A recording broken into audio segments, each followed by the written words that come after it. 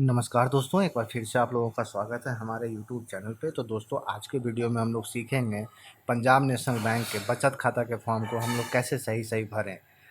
तो चलिए दोस्तों, बिना एक भी पल गवाए हुए, बिना एक भी पल आप लोगों का समय बर्बाद करते हुए बढ़ते हैं आगे इस वीडियो में। तो दोस्तों, हम जो फॉर्म यूज करने वाले हैं वह इंग्लिश फॉर्मेट यूज करने वाले हैं। चलिए तो बढ़ते हैं दोस्तों।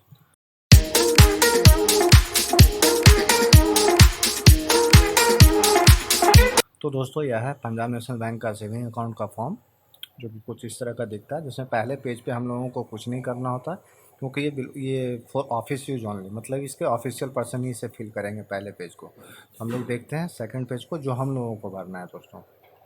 तो चलिए दोस्तों, यह है, देखिए सेकंड पेज दोस्तों, अकाउंट ओपनिंग फॉर्म पार्ट 1। जिसमें हमेशा की तरह आपको करंट डेट डालना है, जिस डेट में आप ब्रांच विजिट कर रहे हैं, जिस डेट में आपने ब्रांच में फॉर्म अपना सबमिट किया है, वही डेट आप यहाँ पे लिखें हमेशा। या आप इसको एक रेगुलर दिनचर्या बना लें, अगर कुछ भी आप करने जा रहे हो बैंक में तो हमेशा करंट डेट डालें। एंड अब यहाँ पे आते हैं, तो यहाँ पे आपको अपना नाम लिखना है as per your KYC documents, मतलब जो भी आप आधार और पैन कार्ड का जो भी आप डॉक्यूमेंट दे रहे हैं, उसी डॉक्यूमेंट्स में जिस प्रकार से नाम है आपका, उसी प्रकार से आप इसे भरें। एंड डेट ऑफ बर्थ जो आपके डॉक्यूमेंट्स में है वही डेट ऑफ बर्थ लिखें। देखिए दोस्तों, कभी कभी क्या होता है कि हमारा आधार कार्ड और पैन कार्ड पे दोनों जगह में डेट ऑफ बर्थ अलग अलग होता है। तो उस केस में आपको कुछ नहीं करना है, जो आपको डेट ऑफ बर्थ अपने अकाउंट में रखना है उसी डेट ऑफ बर्थ को लिखें। मान लीजिए सपोज दैट आपको पैन कार्ड का डेट ऑफ बर्थ रखना पड़ा, तो आप वो लिखिए, और उसके बाद आपको एक सिंपल सा एक एप्लीकेशन लिख देना है शाखा प्रबंधक के नाम से कि सर ऐसी ऐसी बात है, हमारे पैन कार्ड के डेट ऑफ बर्थ को कंसीडर किया जाए और आधार के डेट ऑफ बर्थ को नहीं कंसीडर किया जाए। यह मैं अपना खुद का मैं अंडरटेकिंग देता हूँ। तो उस केस में ये मान हो जाएगा, आपको कोई भी फोर्स नहीं कर सकता है कि नहीं दोनों जगह आप डेट ऑफ बर्थ सही करवा करके आइए। ये आपको कोई फोर्स नहीं कर सकता है, ना ही तो आपको कोई कह सकता है कि आप एफिडेविट करवा के दीजिए खाता खोलने के केस में। तो चलिए दोस्तों, उसके बाद यहाँ पे आपको जेंडर चूज कर लेना है। जो भी, अगर आप मेल है तो मेल पे टिक करें, फीमेल है तो फीमेल पे करें, और अगर ट्रांसजेंडर है तो ट्रांसजेंडर पे क्लिक करें। मार्टियल स्टेटस आपका जो भी, अगर आप मैरिड है तो मैरिड पे क्लिक करें। मैरिड पे क्लिक करेंगे तो आपको अपने स्पाउस का नाम डालना होगा। वहीं पे सिंगल है तो सिंगल पे आप क्लिक करिए, ठीक है। आपके फादर का नाम, देखिए अगर आप पैन दे रहे हैं, नहीं दे रहे हैं तो आपका फादर का नाम मैंडेटरी है। वैसे मैं बाय डिफ़ॉल्ट में फादर का नाम ही मैं डालता हूँ। चलिए यहाँ पे मैं अपने फादर का नाम डाला। नेशनलिटी जो है आपका यहाँ पे इंडियन हो गया, कंट्री आपका इंडिया हो गया। आपका जो भी वर्किंग जो मोबाइल नंबर हो आप वही यहाँ पे इस्तेमाल करें। एंड आपका ईमेल आईडी जो है, जो भी है आप उसे यहाँ पे इस्तेमाल करें, उसे लिख दें। अगर आपके पास ईमेल आईडी नहीं है तो आप इसे ब्लैंक भी छोड़ सकते हैं, लेकिन मोबाइल नंबर आप ज़रूर डालें। एंड वहीं पे दोस्तों आपका proof of identity address, please tick the appropriate box, ठीक है। जो भी आप दे रहे हैं, तो मैं आधार दे रहा हूँ तो इसलिए मैंने आधार पे कर रहा है। KYC को मैं नहीं चूज़ कर रहा हूँ क्योंकि मेरा मोबाइल नंबर अलग है जो आधार में अटैच्ड है, इसलिए मैं ऑफलाइन वेरिफिकेशन पे मैं क्लिक कर रहा हूँ। ऑफलाइन वेरिफिकेशन आप करेंगे तो ये ज़्यादा बेटर होगा दोस्तों। तो चलिए, डॉक्यूमेंट जो भी आपका आधार का नंबर है आप यहाँ पे लिख दीजिए।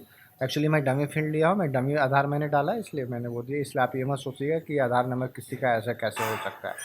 And issued by government of India, issue date, देखिए इन्होंने स्टार मार्क कर रखा है, मतलब हो गया कि नहीं आपको इसे भरना ही है। तो इस केस में आप एक चीज़ कर सकते हो, इस केस में आप एक चीज़ कर सकते हो, अपने डेट ऑफ बर्थ से पहले का कोई भी डेट यहाँ पे डाल सकते हो, नहीं तो आप इसे ब्लैंक भी छोड़ सकते हो। मेरे केस में भी देखिए, यह ओरिजिनल मेरा ये आधार कार्ड का डेट ऑफ इशूड नहीं है, क्योंकि वो कोई बता नहीं सकता कि किस डेट में इशू हुआ। अगर वो लंबा चौड़ा A4 साइज़ में अगर वो आता है तब जाकर के उसमें आपको लिखा हुआ रहता है किस डेट में इशूड हुआ, या किस डेट में आपने अपने वहाँ पे थंब, सॉरी, जो भी अपने रेटिना वगैरह को मैंने आप मतलब आधार बनवाने के दरमियान में।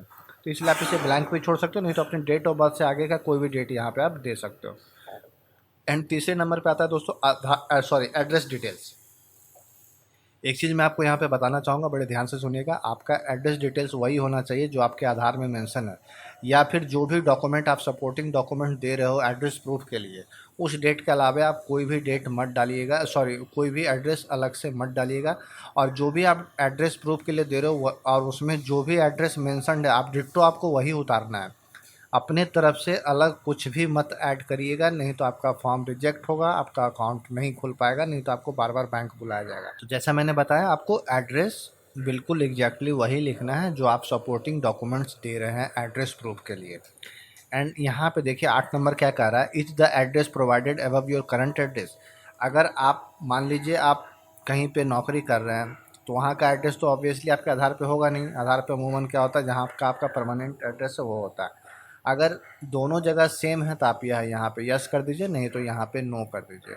अगर आप नो करेंगे तो आपको यह चीज़ भरना पड़ेगा। जो भी अगर आप नौकरी कर रहे हैं तो नौकरी में आपको जो भी बैंक मतलब आपके विभाग की तरफ से जो भी आपको एड्रेस प्रूफ के लिए मिला होगा, जो भी जो एड्रेस होगा आपको यहाँ पे लिख दीजिए। या फिर अगर आप कहीं पे फ्लैट वगैरह अपार्टमेंट वगैरह लेकर के रह रहे हैं तो वह यहाँ पे आप यहाँ पे सिंपली सा उतार दें उसको। एंड उसके एवज में जो भी आप करेंगे, आप अपने लैंडलॉर्ड का आधार वगैरह का जेरॉक्स आप ले करके यहाँ पे दे सकते हो। उस पर कोई साइन करने की ज़रूरत नहीं पड़ेगी, बस आपको लिख देना पड़ेगा कि मैं यहाँ पे इस एड्रेस पे मैं रहता हूँ इतने समय से। चलिए अब दोस्तों बढ़ते हैं नेक्स्ट पेज की ओर। तो नेक्स्ट पेज है दोस्तों आपको यह है, अगर देखिए जैसे if the proof of address OBD provided does not contain current address, तो अगर नहीं हो रहा है, लेकिन अगर आपका दोनों एड्रेस आधार ही है तो आपको यह चीज़ तो आपको देखना ही नहीं है दोस्तों, बस सिंपली से आपको इसे छोड़ देना है। और अगर आप दे रहे हैं तो जो भी अगर आप मान लीजिए अपने लैंडलॉर्ड का यूटिलिटी बिल दे दीजिए, या अगर आपने विभाग का पीपीओ एफपीपी मतलब नंबर दे दीजिए, वह सब आप दे करके इसमें बढ़ सकते हैं दोस्तों। चलिए टैक्स प्रूफ, अब यहाँ पे आपको पैन नंबर, अगर आप पैन कार्ड दे रहे हो तो यहाँ पे पैन नंबर लिखें, नहीं दे रहे हैं तो फॉर्म 60 आपको भरना पड़ेगा। ठीक है, फॉर्म 60 की वीडियो आपको अलग से वीडियो आपको मिल जाएगी दोस्तों, उसको कैसे सही सही भरते हैं उसको आपको अलग से मिल जाएगी। And country of tax residents, अगर आप सिर्फ इंडिया से बिलोंग्स करते हैं, मतलब इंडिया के बाहर अगर आपका कोई रिलेशन नहीं है, मान लीजिए कभी कभी क्या होता है कि मैं इंडिया में भी बिज़नेस कर रहा हूँ और मेरा कोई बिज़नेस बाहर में भी है, मैं वहाँ पे भी टैक्स पे कर रहा हूँ, तो उस केस में आपको जो से यहाँ पे नो पे करना पड़ेगा। अन्यथा अमूमन 99% केस में आपको ये अमूमन यस ही मिलेगा कि मैं सिर्फ इंडिया से ही बिलोंग्स करता हूँ, मैं इंडिया का ही टैक्स पेयर हूँ। उसके बाद इनकम एंड प्रोफेशन, ठीक है, ऑक्यूपेशन, मेरे केस में मैं स्टूडेंट हूँ इसलिए मैंने स्टूडेंट पे किया है। अगर आप बिजनेस है तो सेल्फ एम्प्लॉयड पे क्लिक करिए। अगर कोई महिला मित्र देख रही हैं इस वीडियो को, अगर आप हाउस वाइफ है तो हाउस वाइफ पे करिए, नहीं तो जो आपको अप्रोप्रिएट जो भी लगता है। और अगर कुछ भी नहीं समझ में आता तो अदर लिख दीजिए, यहाँ पे एग्रीकल्चरिस्ट लिख दीजिए, जो भी आप लिख सकते हैं। बिजनेस क्या है, अगर बिजनेस को देखता है तो देखिए क्या है, अगर मैं बिजनेस रहता, अगर मैंने सेल्फ एम्प्लॉयड पे क्लिक किया होता तभी मुझे इसे भरना है, अन्यथा मुझे इसको नहीं भरना। एनुअल इनकम आपका जो भी है, जो भी आपको उचित लगता है वह भर दें। फोर्थ नंबर को ब्लैंक रखना है, इसे भी अगर ये कोई सर्विस में है तभी ये आता है, अन्यथा ये नहीं आता है।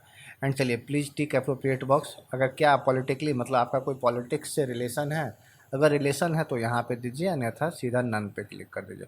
एंड ऑप्शन नंबर 8 कहता है आपका जो रिलीजन है, हिंदू है तो हिंदू दीजिए, मुस्लिम है तो मुस्लिम दीजिए, जो भी आपका रिलीजन है। रिलीजन पे सिंपली सा क्लिक करें। कैटेगरी आपका अगर जनरल है तो जनरल पे करें, बाकी जो भी आपको अप्रोप्रिएट लगता है आप उस पर क्लिक करें। नंबर ऑफ़ डिपेंडेंट, जैसे मैंने बताया था कि मार्टियल स्टेटस मेरा कुछ नहीं है, मेरी शादी नहीं हुई, इसलिए मैंने इसको नंबर ऑफ़ डिपेंडेंट 0 रखा है। अगर शादी हुई होती तो आपको यहाँ पे 1 देना पड़ता, क्योंकि पत्नी आपके ऊपर डिपेंडेंट हो जाएगी। ठीक है, इलिटरेट मतलब कोई पढ़ा लिखा हुआ है या नहीं है, मतलब अगर आप अंगूठा लगाते हो तो फिर आपको यस पे करना पड़ेगा, अगर नहीं लगाते हो तो आपको नो पे करना पड़ेगा। ठीक है, और उस केस में आपको एक आइडेंटिफिकेशन मार्क्स, मतलब कहीं पे भी होगा, जैसे चेहरे पे होगा, कहीं पे होगा, जैसे चेहरे पे अमूमन तिल होता है या कट मार्क होता है, वो आपको यहाँ पे लिखना पड़ेगा। एंड रेसिडेंशियल एड्रेस हो गया आपका, रेसिडेंट इंडिविजुअल हो गया। कस्टमर टाइप मेरा जनरल है, ऑब्वियसली ना तो सीनियर सिटीजन है, ना तो स्टाफ है, ना तो कुछ और है, ये हो गया। एंड इसको अगर माइनर होता तो माइनर पे क्लिक करता है, पेंशनर तो नहीं है। एंड क्या है, पाराडांसियन होता है जो बुरके के पीछे, मतलब जो जिसका चेहरा ढका हुआ था, क्या उसके वैसा है, नहीं है। ठीक है, एंड नंबर 7 का था पर्सन विद डिसेबिलिटी, क्या आपका कोई अंग काम नहीं कर रहा या कुछ, मतलब नॉर्मल पर्सन नहीं है। अगर नॉर्मल पर्सन होते, अगर नहीं है तो ही नो पे करिएगा, अन्यथा आप सीधा अगर आप नॉर्मल पर्सन है तो नो पे करिए, अगर है आपको कुछ है फिजिकल डिसेबिलिटी है तभी आप यस पे करें। एंड एजुकेशन क्वालिफिकेशन जो भी है आपकी उस पर आप क्लिक करें। एंड सिंपली से आपको 9th नंबर में डिक्लेरेशन दे देना है कि ऊपर जितना भी है मैं टर्म कंडीशन को मैं फॉलो कर रहा हूँ। यहाँ पे आपका एक फ़ोटोग्राफ लगेगा। एंड आपको प्लेस जो भी है, मेरे केस में पहाड़गंज है, आपके केस में जो भी है, जिस भी सिटी का नाम है आप वहाँ पे दे दें, करंट डेट लिखें और यहाँ पे साइन कर दें दोस्तों। बढ़ते हैं दोस्तों आप पार्ट 3 के ऊपर में। ठीक है, तो पार्ट 3 क्या कहता है वो देख लेते हैं। तो account opening form for residence individual, ये पार्ट 3 आपको कहता है कि आपको इस अकाउंट के साथ आपको क्या क्या फीचर्स चाहिए। तो फीचर्स में टाइप ऑफ अकाउंट, तो ऑब्वियसली सेविंग बैंक अकाउंट में खुलवा रहा हूँ। एक्सपेक्टेड एनुअल टर्नओवर, मतलब आप अपने यह जो अकाउंट जो खुलेगा उसमें एक अप्रॉक्सीमेट 12 महीने में कितने का ट्रांजैक्शन होगा, तो एक मोटा मोटी जो भी आपको समझ में आए आप वो लिख दें, 5 लाख, 3 लाख, 4 लाख जो भी है आप उसे लिख दें। एटीएम कम डेबिट कार्ड बिल्कुल मुझे चाहिए, याद रखिएगा फर्स्ट ईयर में आपको एटीएम बिल्कुल फ्री मिलता है, उसका कोई चार्ज नहीं होता है। एंड एटीएम पे जो भी नाम चाहिए वो आप यहाँ पे लिख सकते हैं। आप चाहे तो इसको कुमार राजीव कर दें, राजीव कुमार कर दें, कुछ और नाम चाहते हैं यही नाम पे आपको एटीएम मिलेगा दोस्तों। चेकबुक मुझे चाहिए, इंटरनेट बैंकिंग भी मुझे चाहिए, एंड मोबाइल बैंकिंग चाहिए। देखिए अगर आप इस पर क्लिक करते हैं तो आपका चार्जेज अप्लीकेबल होता है, लेकिन मैं आपको एक चीज़ यहाँ पे मैं बताना चाहूँगा, आप इस पर करें या ना करें एसएमएस चार्ज, अगर आप टिक कर देंगे तो आपको हर क्वार्टर में लगभग 17 रुपये कुछ पैसा आपका कटेगा। अगर आप नहीं करते हैं फिर भी बैंक के तरफ से आपको हर ट्रांजैक्शन का मैसेज आएगा, इस बात को याद रखिएगा। इसलिए आप इसे ना टिक करें तो ज़्यादा बेटर है, 17 रुपये कुछ पैसा बचाने के लिए, जो कि महीने में लगभग 70-75 रुपये के आसपास होता है। मोबाइल बैंकिंग बिल्कुल चाहिए, ई स्टेटमेंट एंड पासबुक, ये जितना भी चीज़ मैंने टिक किया सब फ्री ऑफ कॉस्ट है आपको पहले साल में। इवन नेक्स्ट टाइम से आपको सिर्फ जो है सो एटीएम रिन्यूअल का पैसा कटेगा, बाकी सारा चीज़ फ्री रहेगा। हाँ, पासबुक में भी चार्ज लगेंगे, जब आप पासबुक आप किसी कारण से भर जाता है तो आप जब नेक्स्ट टाइम पासबुक आप लोगे तो उसके लिए बदले में आपको चार्ज देना पड़ेगा। अब आते हैं नॉमिनेशन की ओर। नॉमिनेशन देखिए, नॉमिनेशन अगर आप मैंने इसको 3 भाग में भरा है दोस्तों, मैं तीनों भाग में आपको एक्सप्लेन कर देता हूँ। अगर आप इलिटरेट हो या अगर आपने नॉमिनी किसी ऐसे व्यक्ति को रख रहे हो, किसी ऐसे बच्चे को रख रहे हो जिसके 18 साल से कम उम्र हुई हो, तो उस केस में आपको क्या क्या भरना पड़े। पहले सबसे पहले मैं नॉर्मल की मैं बात कर लेता हूँ, जिसमें कि हमारा नॉमिनी एडल्ट है, ठीक है, 18 साल से ऊपर का है। तो यहाँ पे नॉमिनी मैं जिसको बनाना चाहता हूँ वो नाम मैंने दे दिया। डेट ऑफ बर्थ नहीं आएगा, देखिए इन केस ऑफ माइनर है, मैं आपको वो भी मैं बता दूंगा। रिलेशनशिप क्या है नॉमिनी के साथ, तो फादर का रिलेशन, इसलिए फादर का मैंने दे दिया। एज 55 ईयर्स हुआ बस। अगर आपका नॉमिनी 18 साल से ऊपर का तो बस आपको इतना ही भरना है। अब बढ़ते हैं अगर माइनर है तो, मतलब माइनर है मतलब 18 साल से नीचे का है, तो माइनर का यहाँ पे डेट ऑफ बर्थ दीजिए, और यहाँ पे आपको रिलेशनशिप चेंज कर देना है कि क्या रिलेशन है बच्चे के साथ वह दे दीजिए, कितना अप्रॉक्सीमेट एज हो रहा है वह लिख दीजिए, एंड जो भी है और उसका एक गार्जियन को आप यहाँ पे अपॉइंट कर दीजिए कि अभी मेरा जो भी नॉमिनी है वो माइनर है, तो उस केस में मैं इसको गार्जियन अपॉइंट कर रहा हूँ। तो आप इस तरह से करोगे तो ये हो जाएगा। और अगर आप इलिटरेट हो और आप नॉमिनी लगा रहे, मतलब आपको पढ़ना लिखना नहीं आता, और अगर आप नॉमिनी अपॉइंट कर रहे हो तो इस केस में आपको यह चीज़ आपको नहीं भरना है। आपको यह 2 विटनेस लगेंगे, 2 विटनेस का डिटेल्स आप यहाँ पे सही सही भर दीजिए। जो भी आपका विटनेस है, जो भी आपके बिहाफ में बन जाएंगे, कोई ज़रूरी नहीं है वो बैंक का कस्टमर हो, किसी को भी आप बना सकते हो, ठीक है। तो आप यहाँ पे भर सकते हैं इस तरह से। उम्मीद करता हूँ कि नॉमिनेशन फील्ड आपको सही सही समझ में आ गया होगा दोस्तों। और उसके बाद आपको यह नहीं भरना है, ये फिर बैंक ऑफिशियल का काम है। अब उसके बाद दोस्तों क्या करता है, अब आते हैं सबसे लास्ट पार्ट की ओर। ये तो देखिए टर्म कंडीशन है, आपको तो ना चाहो ना चाहो आपको तो फॉलो करना ही पड़ेगा, ठीक है। एंड अब आते हैं यहाँ पे नेक्स्ट पार्ट की ओर। नेक्स्ट पार्ट है हमारा दोस्तों account opening form for resident part 2। Part 2 क्या कहता है, यहाँ पे आप डेट दीजिए, फ़ोटो एंड सिग्नेचर, ये आपको नहीं भरना है। कौन सा अकाउंट खोल रहे हैं, सेविंग का खोल रहे हैं, फर्स्ट एप्लीकेंट नेम जो भी नाम है आप यहाँ पे लिखें, मोड ऑफ ऑपरेशन या सेल्फ रहेगा। अगर आप हस्बैंड वाइफ के साथ खुलवाते हैं, अगर आपके साथ कोई और होता तो आप आइदर और सर्वाइवर कर सकते थे, फार्मर और सर्वाइवर कर सकते थे, जो भी आपको अप्रोप्रिएट लगता है आप वो कर सकते थे। एंड यहाँ पे आपको एक और फोटो, मतलब इस अकाउंट को खोलने के लिए आपको 2 फोटोग्राफ्स लगेंगे, 2 पासपोर्ट साइज़ के फोटोग्राफ्स लगेंगे। एंड यहाँ पे आपको साइन करना है, 2 साइन करना है दोस्तों, एक साइन ये एक साइन ये, और ये आपको बिल्कुल बैंक ऑफिसर के सामने करना होगा, क्योंकि आपके सिग्नेचर को देख करके ये ऑथोराइज करेंगे, ठीक है। तो दोस्तों यह था पंजाब नेशनल बैंक के सेविंग अकाउंट मतलब बचत खाता के फॉर्म को हम लोग कैसे सही सही भरते हैं। मैंने आपको हर पार्ट बाय पार्ट का सही जानकारी दिया है दोस्तों। तो उम्मीद करता हूँ कि यह वीडियो आपको पसंद आई होगी, और उम्मीद है मैं ये भी करता हूँ कि अगर आपको पसंद आई होगी तो प्लीज़ आप हमारे चैनल को लाइक और सब्सक्राइब भी कर देंगे।